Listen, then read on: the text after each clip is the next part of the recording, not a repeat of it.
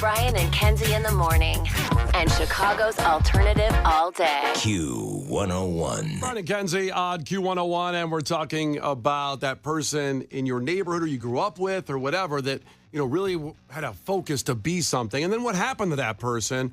For example, Megan checked in from Wheeling and said, I went to high school in Wheeling with a guy that aspired to be a DJ. He made it on a local radio station, not saying which one, but now he's a resident DJ at one of the big hotels on the Strip in Las Vegas. Wow, from Wheeling to Vegas, baby. How about that? And that guy is Pauly D. Oh, my gosh. I got to get out of here. Yeah. People think Pauly D was from Jersey. Nope. No, he was from fun Wheeling. fact. That's right. Wheeling's finest. That's cool. I love hearing those stories. I really do because, it's somebody that, try to do something. And I grew up with a guy that, before Instagram, you didn't realize there was 10 million amazing guitar players out there. Yeah. You had to go hang out in the music store I did. Because if you walk down the street, you're probably the best guitar player. So you feel so unique, and then you get in the room with all the best. There's a lot of people here. Yeah, I wasn't even the best guitar player in my own house. My brother Steve was. That's a bummer. My brother Darren, he was a good guitar player. And I always thought, I wanted to do that. But there was a guy that I knew who would hang out at the music store all day long, 16 hours in Guitar Center, just playing guitar. And I said, well, this guy's got to make it. He's the best. He's so good. Look at the dedication. Unbelievable. And then I heard that he scored a Mountain Dew commercial. That's my dream job. And I've been through that whole Green Day song, I've been looking for it. I found it on YouTube. Oh, really? I found the ad he's in. So wait, can I ask why he was it? Like, was he modeling in it, or he's playing guitar in it? He's playing guitar. Okay. So he was trying to be a kind of a studio musician guy first, but he had bands, and he was trying to make it somehow. And someone said, hey, man, you're a good guitar player. I know this guy that works for some agency with Mountain Dew. They're looking for a guitar player. So I'm going to play the ad right now. I can't believe I found it on YouTube. That's here. unbelievable. Now, here it is. So he's not singing. There's a song in here. But the guitar's him. The guitar's him. Okay. And they're water skiing on a pond. Being cool, you'll find, is a state of mind. A refreshing attitude. Bunch of girls in bikinis, Oh, yeah. Cool is all you got. Doing it country cool. Mountain Dew. Chill out when the heat comes on.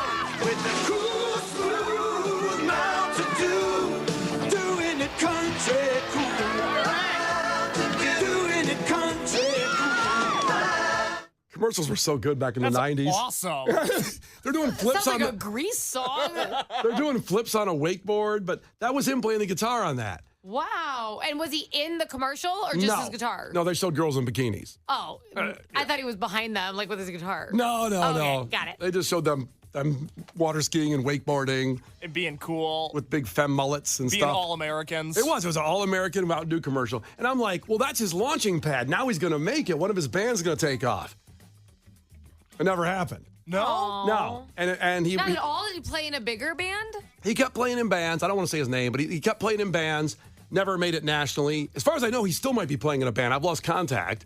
But, he had to work day jobs, like in, plants and stuff like that, blue-collar jobs to pay because he kept going with music. So that was his peak, that Mountain Dew commercial. Did that inspire you? No, it made me go, I better find something else. He's not going to make it. I said, if he can't make it, he was in a Mountain Dew commercial. Could you imagine if all the world took people who were doing well and digested it the way Brian does? Like, well, obviously I have to do something else because they're not going to, no one would accomplish anything. That's already done. There's already a good restaurant, so, Yeah. well, that's it for me. That's just how I thought. I go, if that guy can't make it, he's 10 times better than me. How am I going to make it? But if you would have practiced, maybe you would have gotten better than him. Huh. Or Didn't think of that. you could have booby-trapped him and had, burned his hand or something on a quote-unquote accident, taking out the competition one at a time like a reality show. I would have loved to have been in a Mountain Dew commercial. That would have been great. Eddie's checking in from Elk Grove. Eddie, ahoy. What's up, bud? Ahoy. How you guys doing today? Doing pretty good. You got a story How like that are about you? like someone that, was going to make it or whatever? Yeah, so it's not me personally, but it's pretty much my ex-girlfriend's uncle. Ex-girlfriend's uncle. I'm really okay. I'm really close with him. I'm like really, really close with him. So he actually showed me this band called the Humphreys McGee. Oh, yeah. And I thought when I first saw them, I thought they were the coolest thing ever. Like, I loved it. They all like, they're like a jam band, but they like do their own thing, and it's really cool. But I was talking with him about it, and like we were watching this PPV show, and they were doing their thing, and he was telling me, and he had several friends to back him up on this. And he told me that in high school he pretty much met them because they played at his high school. I forget what it was for, but they played a show at his school, and he met with them and pretty much got cool with them for a little bit. And I don't know if they still talk, but I thought it was the neatest thing. Oh, so he discovered Humphreys McGee, basically. I mean, yeah. It was back when they started too, I think. Yeah, then they made it. That's cool. And they're from South Bend, Notre Dame guys. That's a great band, by the way, an amazing band. That's a cool story. Friends, let's see. It's the best when you get an early, like, on an artist. Well, talk to Case over here. Okay, I don't want to talk about it. Case is early on everybody. Right, we don't have time to go through the roster yet. Yeah, just go to a Case 4, the podcast, for those interviews. But thanks for checking in. We'll move this over to Facebook and those people that, you thought was going to be something or they were going for it. And what happened to it? We like to hear those stories to follow through. It can be inspiring. The Brian and Kenzie Show. On Q101. Brian and Kenzie on Q101. 20 years ago today, we take you back. Very pivotal moment in entertainment and comedy. The most quoted, possibly one of the most quoted movies of all time came out today. And that movie was Anchorman, The Legend of Ron Burgundy. Holy cow, 20 years now for that movie. It's one of my favorite movies. I think it's one of those ones that gets on everybody's list. If you end up making a list of the movies that are most funny ones, you kind of go through and then you'll say, oh, obviously, never mind. I'm moving Anchorman up to like 2 or whatever. You know what I mean? You go through all of it. And it came out 20 years ago today, of course, starring Will Ferrell, Christina Applegate, Paul Rudd, Steve Carell, Fred Willard, rest in peace. It was very funny. And Chicago's Bill Curtis in it as well. Mm-hmm. But what an incredible movie. Ben Stiller's in it, too. Yeah. Isn't he? Right? No. Ben Stiller's not in the Anchorman. Yes, he is. Isn't he one of the... Or is he only in number 2 for... He's worked for Telemundo. That's right. He is Doesn't in he one. work for the Spanish yes. news station? He's Arturo. Yes. Yes, he's Arturo. That's right. I forgot he was in that. Here? Jeez. Yeah. It's unbelievable what that did and changing comedy. So we're talking about 2004 and what it did for movies. Around that time, boy... Good time for comedies. No kidding. Good time. And then that stood out above all of them. He had 40-Year-Old Virgin around that time. He had Superbad. You had Step Brothers, all in that kind of era, in that run. Old school, Wedding Crashers, all in that area of like 2002 to 2006, 7 in that range. And you have Anchorman at the top of your list? I don't have it. I can't, me personally, I can't have it higher than Wedding Crashers. I can't. That's me. That's just me. I get it. I'm this opinion. It's all subjective. Well, how dare you? Well, that's what I got. Why you get drunk behind a car? It's a bad opinion. What was it, number 1 for you? Number 1 comedy. Ever? Is that what we're doing? Or of like a time period? Huh. Let's say of a time period.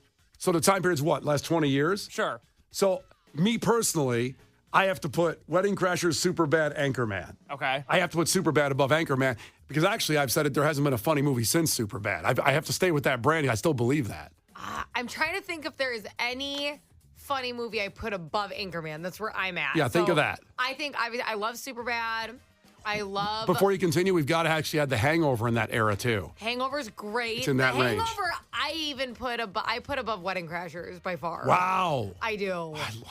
I loved Wedding Crashers so much. It's a funny movie, but I would never put it this high. Oh, I'm like, oh, that's funny. Like, Case, do you agree with me on that? Brian's top 3 films of all time. It's number 3, Godfather. Number 2, Citizen Kane. Number 1, Wedding Crashers. That's right. Gotta put Wedding Crashers in there. It's so good in so many levels. I would never ever assume that's like in a top. That's where I'm putting it. Huh. Yep. Okay. I will say at the very least that Anchorman is more quotable than Wedding Crashers is. And I love Wedding Crashers, don't get me wrong, but think about all the great things that we've got from Anchorman. Oh, 100%. as quotableness, there's lines in there that people use that don't know it's from Anchorman. I would 100% agree with that. Really? I feel like just everyone knows Anchorman. I don't know. Maybe that's wrong. Well, when you well, it's a meme, I guess, basically. Like, I don't know what we're yelling about.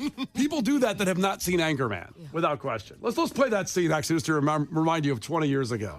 What a time. I mean, come on, Ed, it's bullcrap. Don't get me wrong. I love the ladies. I mean, they rev my engine, but they don't belong in the newsroom. It is Anchor Man, not Anchor Lady, and that is a scientific fact. Uh-huh. I don't know what we're yelling about. You're with us, Ron. What do you think? It's terrible. She has beautiful eyes, and her hair smells like cinnamon. Loud noises! All right, everyone relax. She's not going to take anyone's airtime. I read somewhere that their periods attract bears. The bears can smell the menstruation. Well, that's just great. You hear that, Ed? Bears. Now you're putting the whole station in jeopardy. Oh, my God. Okay, F it. That's my number one. And then Hangover is my number two. I don't care what anybody says. Oh, God. You're so insane. Good. That scene alone is better than anything in Wedding Crashers. How dare you? You're so wrong. I'm so right. So wrong. We could argue all day about it, but listen, that's why it's subjective. But, Case, what about you? I have 40-Year-Old Virgin as my top pick. That's a good I think one. that's a perfect movie. I think every scene in that movie is absolutely hilarious. Yeah. And then I'd probably go Anchorman, and then I'd probably go 22 Jump Street.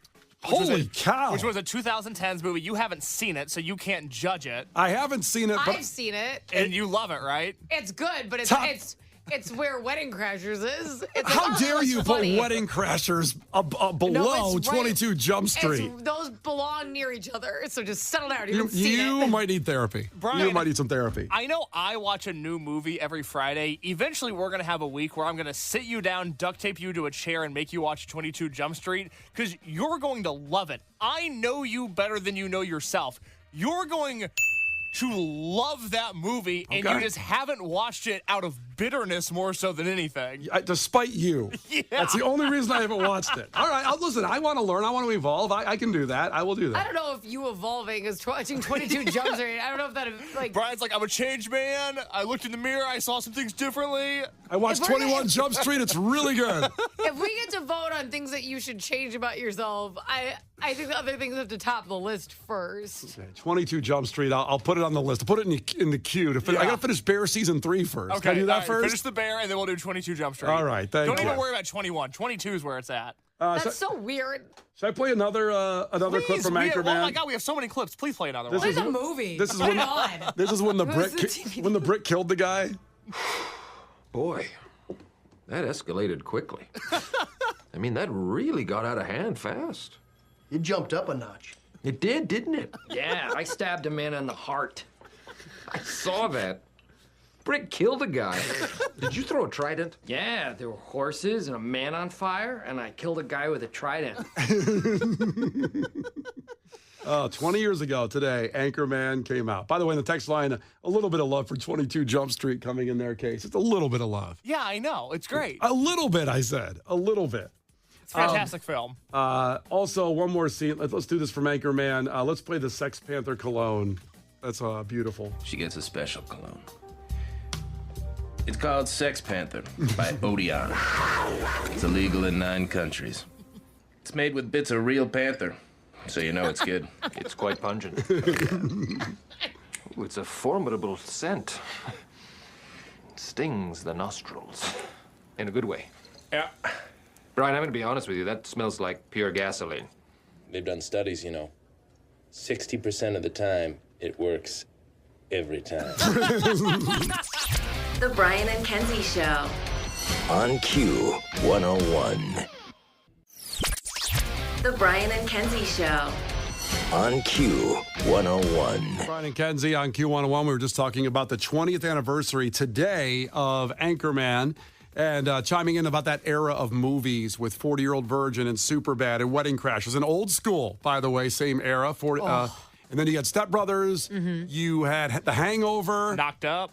Knocked Up. Everybody forgets Knocked Up. And forgetting Sarah Marshall. Oh, well, I rewatched it 2 weeks ago. That is a movie that is a 10 out of 10. So you're just coming in here, going to sit alone? You're going to eat alone? It just seems so depressing. What, do you want a magazine?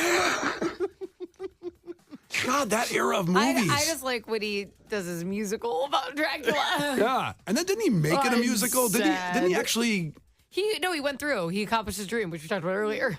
Yeah, but outside the movie, I believe he actually did it. Oh, he did it like in real life?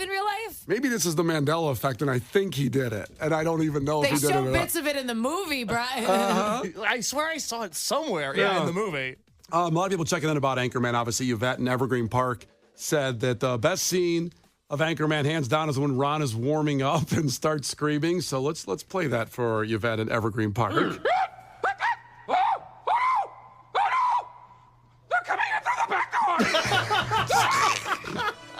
Oh no!